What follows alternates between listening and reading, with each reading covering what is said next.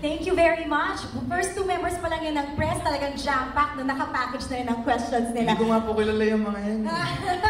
Talagang parang nakasubaybay talaga sa siyo from the beginning. Now we also have questions for Alden and also the makers of Snow Caps, actually from our young student over here. She has a very important question for you.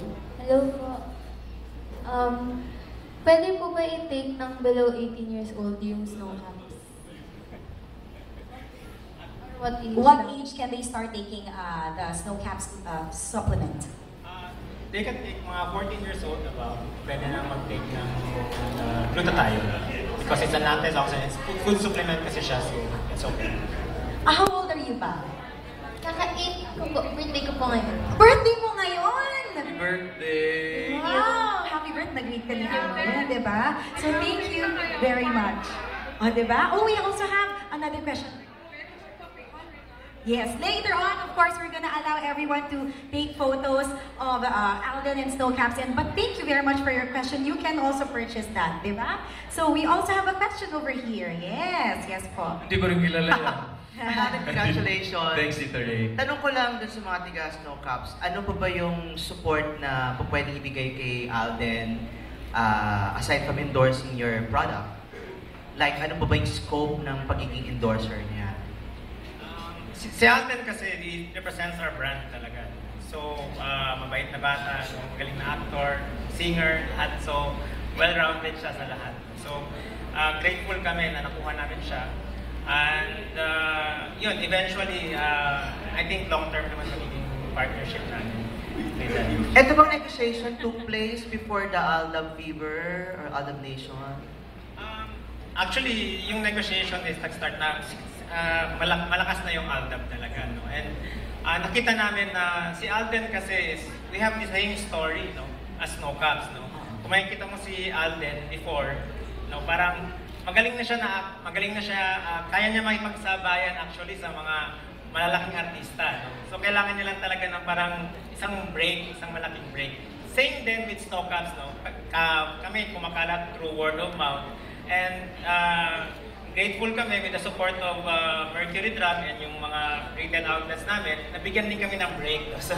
So yun ang parang, kaya nakita namin na good fit talaga si Alden. Sinubukan nyo din po na i-offer itong product nyo kay Maine bilang isa sa mga endorsers kasi syempre Aldab parehas sila, diba? Yeah. Sana, pero sa ngayon kasi gusto na mag-start muna kay Alden and hopefully in the future makuha namin sa si Maine. Kay Alden, talagang very visible ka sa lahat. Super yung racket mo everywhere, ganyan-ganyan. May time ka ba sa family? May time ka ba sa sarili mo? Kung may time ka pa, paano yung mga bonding moments yung sa bahay? Yes, medyo nabawasan po yung bonding moments with family. Pero ako naman po, I make sure na every Sunday, hindi po nila nami-miss yung church. Mag-church po sila all together kahit hindi ako kasama. Kasi hindi po dapat mawala yun eh. Kasi keep the Sabbath day holy, sabi po sa Bible. And well, in terms of bonding naman po, pag nagkakaroon po ako ng chance whenever sometimes, kasi Eat Bulaga po has been my regular work every day. Minsan po nagkakaroon ng isang araw na walang kasunod na schedule yung Eat Bulaga. That's when I go home, I ask my family to go out or magpa-order na lang kami ng food sa bahay. Simple lang naman po yung bondings namin. We don't really enjoy much going out for vacation, out of town, out of the country. Mas gusto pa rin po namin sa bahay lang magkakasama po.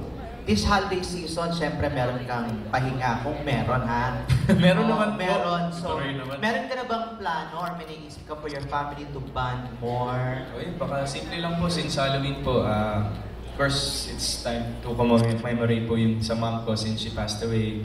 Magna 9 years na po sa April. So, baka lumabas na po kami, eat outside, then uwi din po. Nothing too grand. Simple lang po. Okay. Ano tawag dito? Kasi syempre, di ba, marami talaga, ang lakas talaga nung nagawa ng Aldab. So, pero marami rin naman umaasa na magkakatuluyan kayo ni Maine. Wala ba tong pressure sa inyong dalawa? Kasi nakikita namin parang, nag-enjoy kayo as together eh. Parang walang romantic commitment, parang gano'n. Yes po, ang nakakatuwa po kasi sa mostly po ng Aldab fans is they're really hoping for this to continue and to develop into something romantic. But wala pong pressure eh. Yun po yung nakakatuwa sa amin. We just enjoy every moment yung binibigay. The same is dun po sa tape.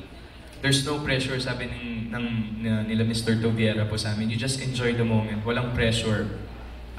Mag-enjoy lang kayo sa trabaho nyo, work together, be good friends muna. And then we'll see kung saan kayo dadalhin yan.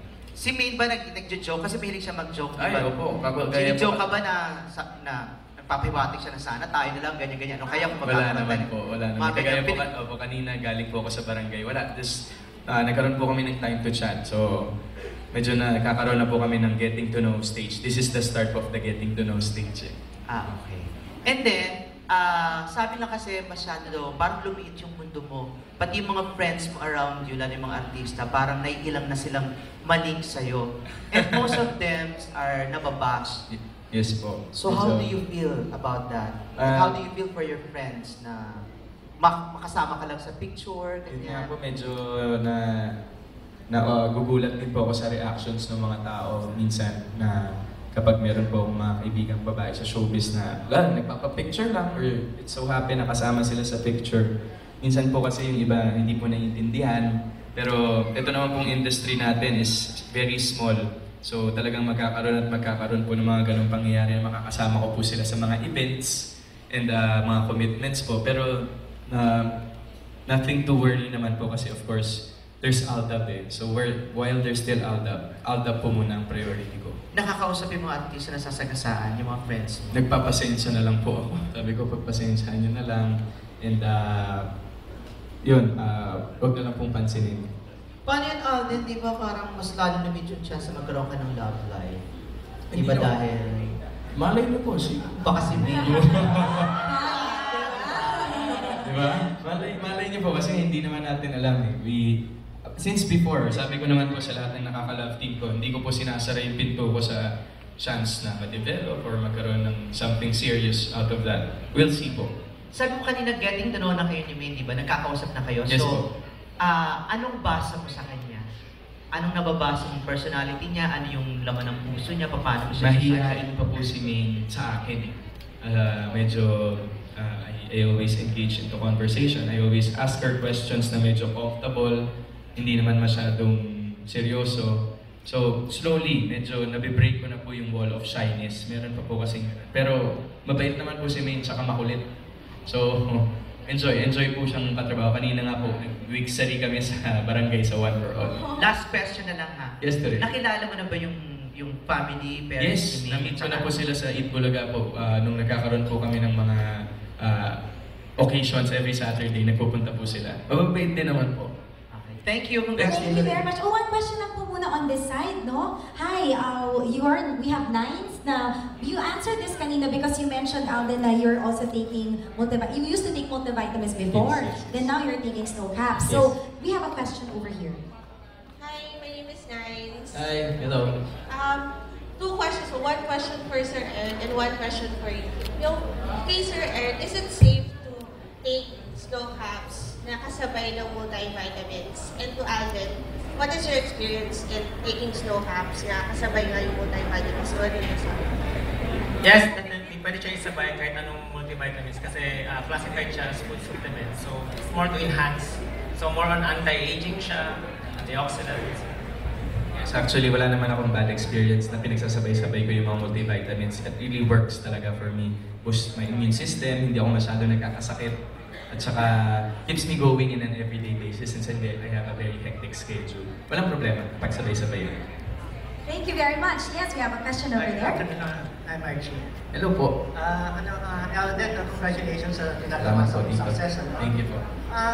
Ang pinakaabangan ng tao yung pagkikita nyo doon sa tamang panahon. Ano, ano pang ang aabangan namin sa susunod na chapter ng Kaliseven? Actually, as of the moment, surprise pa rin po sa amin kung ano mga mangyayari sa mga darating na panahon eh. Pero hindi po nauubusan ng ideas po yung creative head po namin si Miss Jenny Ferre ng mga events and mga pangyayari po sa Aldab. Like this Saturday, may bahay na hindi yung bahay ni Lola, hindi ko nga po alam kung ano mangyayari doon. Ako po yung nakahanap ng susi. So, hindi pa po kami nasasabihan kung ano mangyayari on Saturday. It's a mystery po eh. Every day po sa Kalisere is always a mystery for everyone. Kasi sinusurpresa lang po kami ng mga emosyon namin, ng mga actions namin, ng story. So, I think, kung anong excitement po ng mga tao sa paghihintay ko, ano po yung mga susunod na mangyayari, ganun din po yung excitement namin. May mga nagsasabi ng kasikatan, may co-terminus sa kasikatan ni Mendoza, no?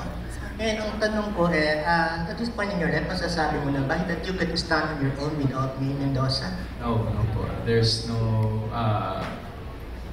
kasi tulungan po This is a team. This is a love team. Kaya po siya tinawag na love team. Kasi kami pong dalawa ni Manis, nagtutulungan po kami to be better in this industry. So, tuloy-tuloy lang po sana yung suporta ng lahat ng fans sa amin and sana wala lang pong bibitaw. Thank you. Thank you. And I'm sure Snowcast will also help you out and support you. Okay, Of diba? course naman. One last question. This is from Men's Health, okay, for all of you.